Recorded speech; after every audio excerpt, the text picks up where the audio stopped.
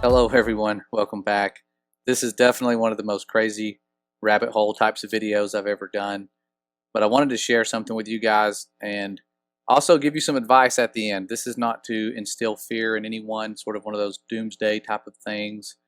We know who wins in the end, most of us do, and I want to set you at ease before we go, but I want to cover some things that I just came across, and I don't feel like it's random. It's something that just kind of happened in a particular order that got my wheels turning, and I'll go through it all with you. But if you've never heard of the Georgia Guidestones, I will do a real quick summary on them just to give you the Cliff Notes version of what they are.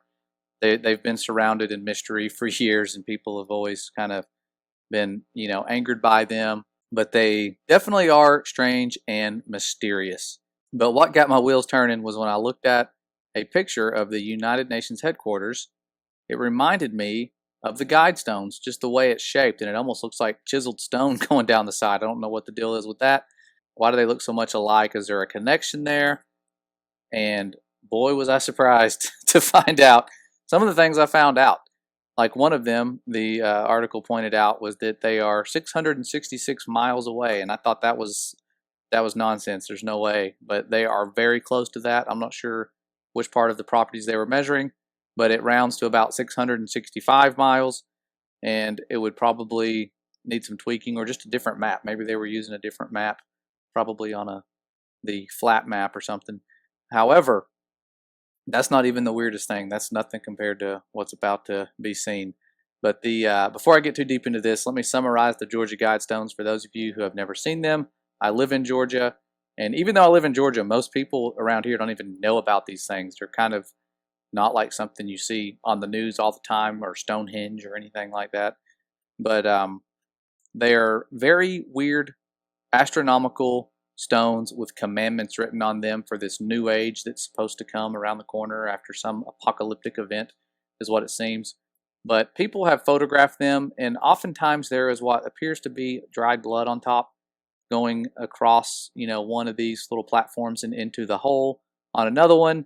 These things are very well laid out, and I will show you exactly what I'm talking about in terms of the astronomical features. They have a hole drilled through the centerpiece here that lets you see Polaris throughout the entire year. You can put your eye to that hole and look up and see the pole star every night of the year, if there are no clouds, of course. And then there is another hole that has sunlight that shines through it to a certain place at noon every day throughout the year. That's pretty interesting right there, a little timepiece. Even though the sun's path changes, the light still shines through and hits, I think, this little area. There's like a little square that appears right here. Nothing too extraordinary, although that is quite impressive that it does that all year long. But the commandments are written on the face of each of these stones in different languages, many different languages. And those languages I will show you right here: English, Spanish, Swahili, Hindi, Hebrew, Arabic, Chinese, Russian, and I think I've heard hieroglyphic, like Egyptian hieroglyphs are on there. I don't know if that's true. I haven't really seen that or seen these in person, and have no desire to. However, there are some things that are about to freak you out a little bit. Of course, I was telling you that they are very close to the 666 right here in distance, and that's on a regular Google Earth map. I don't know if it's 100% accurate or not, but interesting. It's right next to Hell's Kitchen. The United Nations building is, not the monuments, but right there. Thought that was a little weird. But these things, and look, there it is again. The stain looks like blood, like almost like they're doing some sort of ceremony or sacrifice right there. Who knows what's going on over here? But where it gets weird is I was looking at the building, and the windows on the United Nations building have a weird, it's not symmetrical. When I looked at it, I thought, man, there's something off. These don't look like they are the evenly spaced rows like they should be. Like, it looks like there's less windows here than there are here, and when you count them, that's correct. There are 9 window rows in this little row here, and there are 11 right here. These two numbers alone kind of get all of your conspiracy wheels turning, but kind of afraid to say those numbers out loud.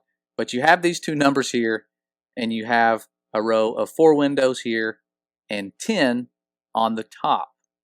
And I immediately, of course, you think of the towers here when you see this. But I think it might go a little deeper, and you'll see why. And it has to do with a block that was inserted into the Guidestones. I don't know when this happened. I just remember reading about it, that this mysterious little cube showed up inside of a place that had been cut out for this thing to fit into perfectly. And when this cube showed up, somebody thought, oh my gosh, who did that? Did some prankster do that? Or the people that run this thing do it? What happened? How did this thing just, come up out of nowhere? What does it mean? And so 2014 has come and gone, and everyone was like, oh, well, I guess the world didn't end. The Mayans said 2012, and 2014 came and went, so all you doomsday people can shut up. But when I was looking at this article, and now this article comes from the New York Post. They are always putting out some interesting and weird stuff. Sometimes they push the UFO agenda, the alien agenda. But they were talking about those Mayan calendars and how, you remember the Doomsday 2012 sort of scare, kind of like Y2K if you were alive back then, with the Mayan calendars predicting the world ending in 2012. Well, funny thing is, somebody tweeted this about the Mayan calendars, and it said, if you thought that this number and letter combination here, civil unrest, locust volcanic eruptions, and hurricanes signaled Armageddon, you may be right. The reading of the Mayan calendars was wrong, according to a conspiracy theory on Twitter. Everything's always a conspiracy theory. And while the world didn't end on December 21st, 2012, as originally prophesied by calendar readers, Mayan doomsday is sometime this week or next. Following the Julian calendar, we are technically in 2012. As you guys know, dates have been changed. Things have happened. That's why the false Sabbath is now Sunday instead of when it originally was. So our times have been altered, and I've always known and had a feeling that it was for a reason, and it's not a good reason. It's to deceive. But the number of days lost in a year, here's some little math here, and I haven't checked this out. If you know and this is wrong and the New York Post is wrong, let me know. You guys are geniuses when it comes to this stuff and have done more research probably than these people. But the number of days lost in a year due to the shift in the Gregorian calendar is 11 days. For 268 years using the Gregorian calendar, 1752 to 2020 times 11 days, 2,948 days. And that is, if you divide it by 365 per year, equals 8 years. And then, scientist, whatever his name is, Tagaloquin, I don't know how you say that, tweeted last week, according to The Sun, the series of tweets has since been deleted. Why would they delete those? Somebody doing math about a calendar? It's kind of weird. The fact that they deleted them kind of had my interest peaked a little bit. But if he's correct, adding up all the missed days, then the Mayan doomsday date is this week. And of course, it depends on what calendar they're going by. There's lots of different calendars that people have gone by in the past, and you have the Hebrew calendars, you have all these different things with time, and it leaves a lot of uncertainty. But that, to me, got me interested in these numbers here, because these numbers, 2014, if we were going by that calendar, would make more sense with what's going on now, especially when you look at the 10 commandments that they have. They have their own man-made commandments here. Nothing biblical about these. These are just something very dumb that these people wrote. Whoever's putting this out there could be some prankster. But it makes a lot of people angry, because you look at the Georgia Guidestones, these commandments that are written in different languages. The first one here says, maintain humanity under 500 million. That's a fraction of what it is now. So people think, what are they planning? Are they going to cause the population to drop that much? With Agenda 21, the false stuff that's going on right now. It's hard to make videos now and not say certain words, so I apologize. But they are definitely saying something here, or planning something, so it seems. And this number is their little magic number to have a balance with nature. And it says, guide reproduction wisely. They're going to put Bill Gates in charge of that. That's probably the new one they have for that. Improving fitness and diversity, unite humanity with a living new language, sort of like a one world language. Imagine that. Rule passion, faith, tradition, and all things with tempered reason. Protect people and nations with fair laws and just courts. And who decides what's fair and just? Who knows? Let all nations rule internally, resolving external disputes in a world court. Avoid petty laws and useless officials. Balance personal rights with social duties. Prize truth, beauty, love, seeking harmony with the infinite. Be not a cancer on the earth and leave room for nature, and blah, blah, blah. So, little things that are supposed to guide this new age of reason after some sort of event or population control, Armageddon or whatever. So, that stuff there is not anything that really raised any flags to me back in the day. I just read that and thought, who cares? Let them think they can do stuff like that, whatever. But the guy who did this, his name is, he did not give his real name, so nobody really knows who he is. I mean, somebody does, I'm sure. But he went by the pseudonym of R.C. Christian. And I thought, what does that mean? R.C., Roman Church? What does R.C. stand for? I don't know. Don't want to lose sleep over that. It's not really that significant. I'm sure it's one of those truth in plain sight type of things. Again, but with all of these little commandments being known, the maintaining within 500 million in this new age of reason, it brings me back to these numbers here, because a date, if they're going by those Julian calendars or whatever calendar they're going by, may not have happened yet. 2014 may not have happened yet. Maybe around the corner. And they have these numbers here. If you add them up, what is 9 plus 11? It's 20. 10, 4, 14. Maybe there's a connection there. Maybe not. I just came right before I made this video. I saw that and thought, wait a minute, that does add up to those numbers there. Maybe there's something to it. Not trying to cause fear. A lot of weird things when you look at the United Nations headquarters in itself. This place is older than the Guidestones. The Guidestones were like 79 or something like that. I can't remember the exact date. And the UN was established in, let me see, I think it was 1952. Yeah, it was right there. So 1952 is when they were established. So this is definitely not a subject that I have seen in depth in regards to that. I have seen some videos where people talk about these in particular and what does it mean and who put them there. But seeing this and this and doing some digging, it just makes me feel like that the sort of spiritual sense we all have, that there is something being planned, we're being distracted, we are being led to hate and being divided right now. Most of you can see that and sense that. Please do not share stuff that spreads hate. You are buying into what they want you to do. Spread love, spread truth. And I'm about to give you some words and some guiding words to show you how to live and act if you are one of those who is awake and you're walking around frustrated because most people are asleep. Even though there's a great awakening, you're around people that are asleep all the time. And it's important to know exactly how to treat them. I don't want to spread fear and make you guys think there's a doomsday coming. We're going to be victorious. Our Father has our back. We have the Most High with us at all times. And it's a love that and power that they are afraid of. That's why they're dividing us. When we pray and we do so without ceasing, it makes a difference. So I'm going to take you to Bible Gateway. And if you don't like reading and you rather listen to the Word, or you have trouble sleeping and you want to listen to something positive before you go to sleep, there's a little speaker icon right here. You can click that and it will play it for you. You can even download it onto your cell phone, the app, and it will play it for you right there on the phone. And if you don't have space, you can go on the internet on your phone, and I believe it still does it that way too. I did that the other day. So you can do that, but it only does that for the King James Version, not all the versions. But the advice, the guidebook, the survival manual that is in the Bible is in 1 Thessalonians chapter 5. It tells us what to do and about these times and seasons. And it says, "But of the times and seasons, brethren, ye have no need that I write unto you. For yourselves know perfectly that the day of the Lord so cometh as a thief in the night. That used to scare me. I just thought about this part out of context. I did not realize that wasn't directed towards all of us.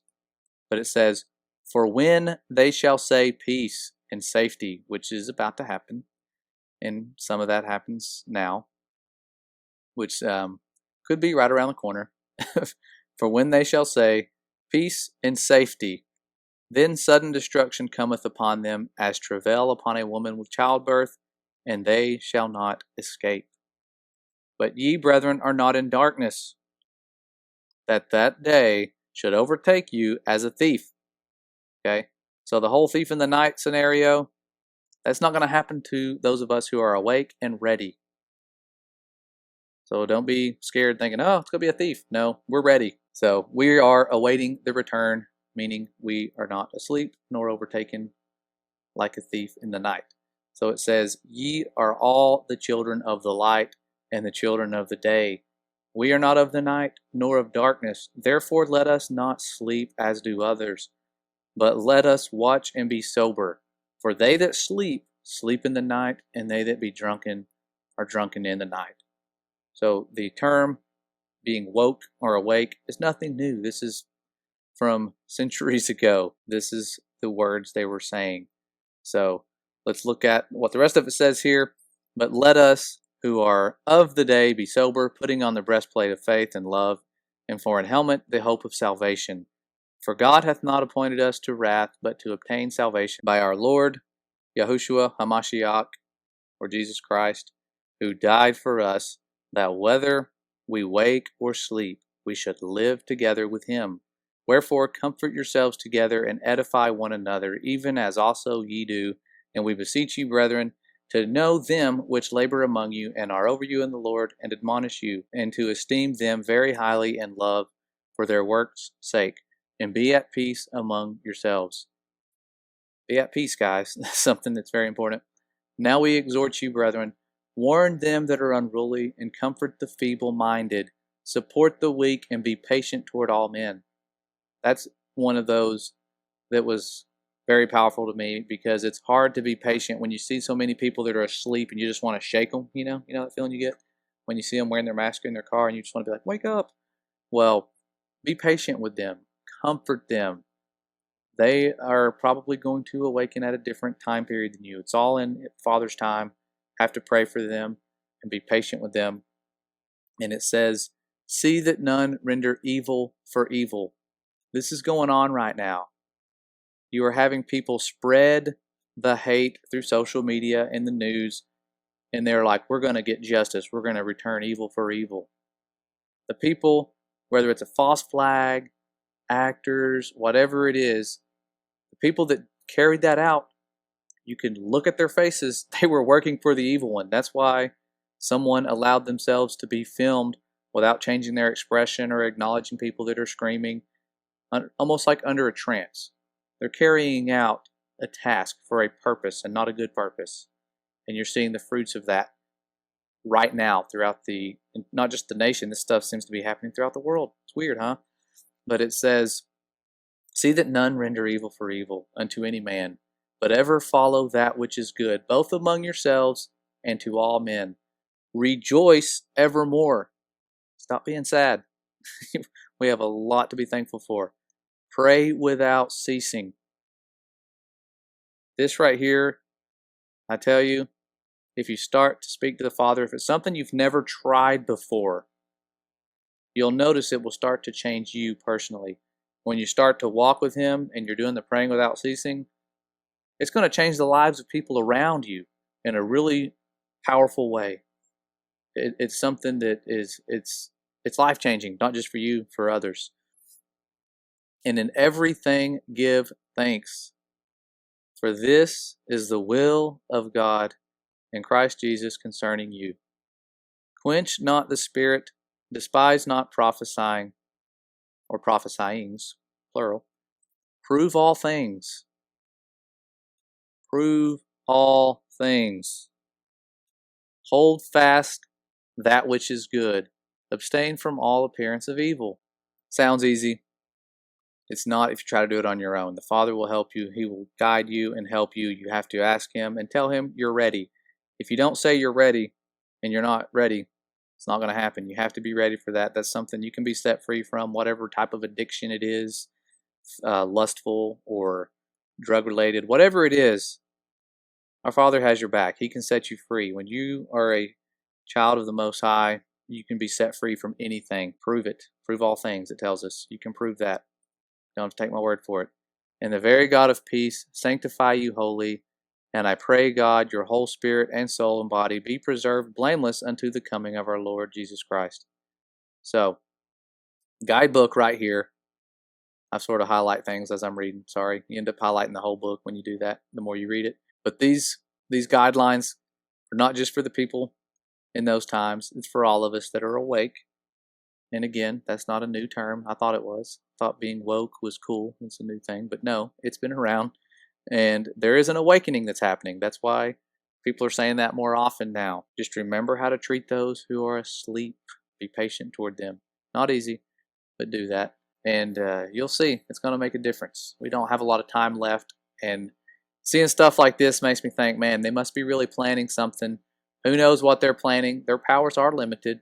And you guys will find that out if you haven't already. We have so much power, love, and joy that we don't have to worry about any of this stuff. We know we're on the winning side, but we are in a war. You do need to stay ready. You do need to stay sober and be ready for the return, because it is right around the corner. You can choose the world, but it comes at a price. The other option that is not of this world comes at a price, but that price has already been paid for you. And the Father wants time with you, and He loves you, and He's calling us home. So thanks so much for always sharing your wisdom with us. I know that sometimes we get long-winded, but I feel these things are important to say. You can't just skip over them because it's not some cool conspiracy type of stuff. This is the guidelines that's going to help us survive what's to come. So stay ready. No matter what happens, don't have fear. Rejoice. Pray without ceasing. You guys are all the loved creations of the Most High, and I don't say that lightly. Find out and prove it for yourselves. I love you guys. We'll see you soon. Take care. God bless.